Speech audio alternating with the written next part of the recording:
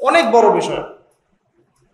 এবং সেই আল্লাহদ্রোহী কাফের জালেম, তার নাম আমরা সবাই জানি, তার নাম কি? ফিরআউন। আল্লাহ পাক বলেছেন ইযহাব ইলা ফিরআউনা ইন্নাহু তাগা, তুমি ফিরআউনের কাছে যাও, ফিরআউন সীমা লঙ্ঘন করেছে। কোন একটা জায়গায় আছে ফিরআউন বলেছিল যে আনা রাব্বুকুমুল আ'লা, সূরা নাজিয়াতের মধ্যে আছে আনা রাব্বুকুমুল আ'লা, সে বলেছিল আমি তোমাদের মহান রব। নাউযুবিল্লাহ। সে আরো বলেছিল মা আলিমতু লাকুম মিন ইলাহিন গায়রি, আমি ছাড়া তোমাদের কোনো ইলাহ আছে আমি তো এটা জানি না। নাউযুবিল্লাহ। মা উরিকুম ইল্লা মা আরা, আমি তো সেটাই তোমাদেরকে দেখাই যে আমি দেখি, মানে আমি যা ভালো মনে করি আমি তো তাই তোমাদেরকে দেখাই। ওয়া মা উরিকুম ইল্লা সাবিলার রাশাদ, এবং আমি তোমাদেরকে শুধু সৎ পথ দেখাই। এটা ফিরআউনের কথা। মানে এক কথায় সে পৃথিবীর সবচেয়ে বড় আল্লাহদ্রোহী এবং সবচেয়ে বড় পরাশক্তির অধিকারী। তার চেয়ে শক্তিশালী সেনাবাহিনী ওই সময় কারো ছিল না। আমি কি বুঝাতে পারছি? আমি চেষ্টা করছি খুব সহজ করে বলার জন্য। তো এই বিশাল দায়িত্ব পেয়ে মুসা আলাইহিস সালাম এই দোয়াটা করছেন, আল্লাহ এত বড় দায়িত্ব, তুমি আমার হৃদয়টাকে প্রশস্ত করো, আমার জিহ্বার জড়তাকে দূর করে দাও, আমার কাজগুলো সহজ করে দাও। এবং ওরা মনে করে, ফিরআউনের যে কমিউনিটি, তারা মনে করে যে আমি একজন ব্যক্তিকে হত্যা করেছি। মনে আছে এক থাপ্পড়ে একজন ব্যক্তি নিহত হয়েছেন। নবী মুসা আলাইহিস সালাম দেখলেন একদিন যে তার কওমের একজন এবং ফিরআউনের সেনাবাহিনীর একজন পরস্পর লড়াই করছে রাস্তায়। মুসা আলাইহিস সালাম তার কওমের ব্যক্তিকে সাহায্য করার জন্য এগিয়ে গেলেন। ফাওয়াকাযাহু, একটা ঘুষি মুসা আলাইহিস সালাম তাকে দিয়েছিলেন। ফাকাদা আলাইহি, একটা ঘুষিতেই আল্লাহর হুকুমে ওই ব্যক্তি ডেড। এতে ফিরআউনের বাহিনী মনে করে যে মুসা আলাইহিস সালাম একটা অন্যায় করেছে। মুসা আলাইহিস সালাম তো ইন্টেনশনালি এই কাজটা করেন নাই। এই ঘটনার ফলশ্রুতিতে মুসা আলাইহিস সালামকে সেখান থেকে মাদিয়ানে চলে আসতে হয়েছে। মিশরে আর থাকা হয়নি। মাদিয়ানে এসে শুআয়ব আলাইহিস সালামের মেয়েকে বিয়ে করার পর তিনি সেখানে প্রায় 10 বছর অবস্থান করেছেন। এখন 10 বছর পর আল্লাহ রাব্বুল আলামিন তাকে বলছেন তুমি ফিরআউনের কাছে যাও, তুমি নবী, এবং তাকে ইসলামের দাওয়াত দাও। ইযহাবা ইলা ফিরআউনা ইন্নাহু তাগা, তুমি এবং হারুন দুইজন ফিরআউনের কাছে যাও এবং জেনে রাখো যে সে সীমা লঙ্ঘন করেছে, কিন্তু ফাকুলা লাহু কাওলান লাইয়িনা, ফিরআউনের সাথেও একটু নরম স্বরে কথা বলো। কারণ দাওয়াত দিতে হলে মানুষের সাথে নরম স্বরে কথা বলতে হয়। এখানে খেয়াল করে দেখেন, ফিরআউনের সংশোধনের জন্য আল্লাহ রাব্বুল আলামিন নবী মুসা আলাইহিস সালাম এবং হারুন আলাইহিস সালামকে পাঠাচ্ছেন এই মর্মে ওহী করে যে তোমরা ফিরআউনের কাছে যাও, তাকে ইসলামের দাওয়াত দিও, কিন্তু তার সাথে নরম সুরে কথা বলো। ফাকুলা লাহু কাওলান লাইয়িনা, তার সাথে নরম ভাবে কথা বলো। লাআল্লাহু ইয়াতাযাক্কারু আও ইয়াখশা, হয়তোবা সে উপদেশ গ্রহণ করবে এবং আমাকে ভয় করবে। আমি বলছি ফিরআউন পৃথিবীর সবচাইতে উদ্ধত, অহংকারী এবং কাফের মানুষ। তার ব্যাপারে দাওয়াত দেওয়ার সময় এই নসিহত। তাহলে আমরা যারা মুসলিমদের মধ্যে দাওয়াতি কাজ করি বা একে অন্যের ভুল সংশোধনের চেষ্টা করি, তাদের ভাষা কেমন হওয়া উচিত, পদ্ধতি কেমন হওয়া উচিত? আর কোন দলিলের প্রয়োজন আছে? মানে ভুল সংশোধনের নববী একটা পদ্ধতি থাকে, এটা বাদ দিয়ে আমরা এখন ভুল সংশোধনের অনলাইনেই পদ্ধতি গ্রহণ করেছি, যেখানে একজন ব্যক্তিকে নিয়ে এসে কাপড় চোপড় খুলে ওয়াশিং মেশিনে ঢুকিয়ে দেওয়া হয় এবং পিছনে লেগে থাকে কিছু আহলুল কমেন্ট। আছে না আহলুল কোরআন, আহলুল হাদিস, এরকম আছে আহলুল কমেন্ট। সারাদিন এসি রুমে বসে কমেন্ট, এটাই তার যুদ্ধ, এটাই তার জিহাদ ইসলামের জন্য।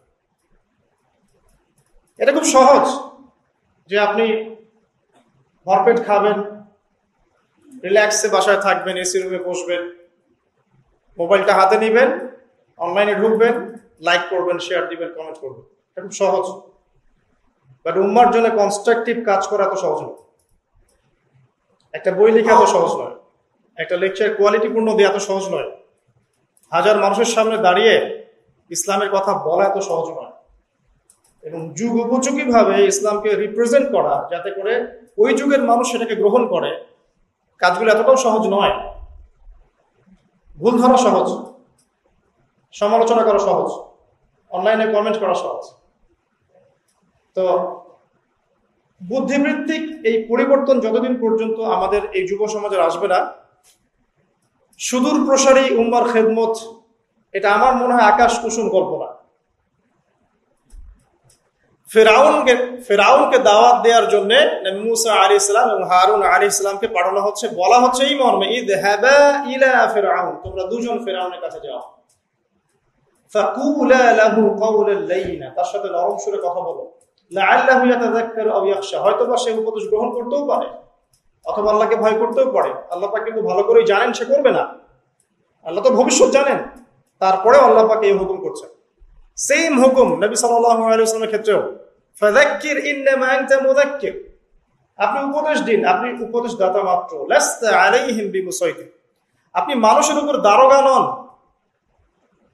একজন লাঠির ভয় দিয়ে কর্কশ ভাষায় কথা বলে ডমিনেট করে তাকে হক মানতে বাধ্য করতে হবে, এটা ইসলাম শেখায় না। লাস্তা আলাইহিম বিমুসাইতির, ফাযাক্কির ইন নাফাআতিয যিকরা, আল্লাহ বলেন উপদেশ দাও তুমি, উপদেশ যদি কাজে আসে, সায়াযাক্কারু মান ইয়াখশা, যারা আল্লাহকে ভয় করে তারা শীঘ্রই উপদেশ গ্রহণ করবে, ওয়ায়াতাজান্নাবুহাল আশকা, এবং যারা পাপী সীমা লঙ্ঘনকারী তারা করবে না। সিম্পল। প্রত্যেক নবীর ব্যাপারে এই দাওয়াতটাই ছিল। যাই হোক, আমাদের আগে দাওয়াতি কাজের ক্ষেত্রে সমালোচনা সুস্থ সংস্কৃতি শেখা উচিত, এতে করে ইনশাআল্লাহ তাআলা উম্মার কল্যাণ হবে। অন্যথায় উম্মার কল্যাণ করতে গিয়ে আমরা অকল্যাণ করে ফেলতে পারি অদূরদর্শিতা বশত, যেটা আমরা বুঝতেও পারছি না। আল্লাহ পাক আমাদেরকে বোধ শক্তি এবং দূরদর্শিতা দান করুন, আমিন। আসুন, এবার ফেরাউন কি করলো? ফেরাউন কাউন্টার প্রশ্ন করা শুরু করলো, আমি তো জানি আমি ছাড়া কোনো ইলাহ নাই, আমি তো জানি আনা রব্বুকুমুল আ'লা, এটা কোন রবের কথা বলছো? মুসা আলাইহিস সালাম বলছেন, আমি সেই রবের কথা বলছি যেই রব আসমান সৃষ্টি করেছেন, জমিন সৃষ্টি করেছেন, যার কাছে তোমাকেও ফিরে যেতে হবে, যিনি ছাড়া কোনো ইলাহ নাই, যিনি কোনো কিছু ভুলে যান না। এখানেই আছে সেই আয়াতটা, মিনহা খালাকনাকুম ওয়া ফিহা নুঈদুকুম ওয়া মিনহা নুখরিজুকুম তারাতান উখরা, সূরা তাহার মধ্যে আছে, পড়ে দেখবেন। তো এক কথায় ফেরাউন দাওয়াতের প্রথম দিকে মোটেই মুসা আলাইহিস সালামকে পাত্তা দিল না। তখন মুসা আলাইহিস সালাম বলছেন, আমি কি তোমাকে বড় কোন নিদর্শন দেখাবো না? ফেরাউন বলছে, দেখাও দেখি কোন নিদর্শন আছে তোমার। মুসা আলাইহিস সালাম লাঠি ছুঁড়ে মারলেন, সাপ হয়ে গেল। এই দৃশ্য দেখে ফেরাউন ভয়ে আঁতকে উঠেছিল, কিন্তু তার চারপাশে যে জাদুকররা ছিল, কারুন হামান যেটাকে আমরা বলি আর কি, কারুনের ধনভাণ্ডার, আর হামান ছিল সে কি রাজমিস্ত্রি, ইঞ্জিনিয়ার।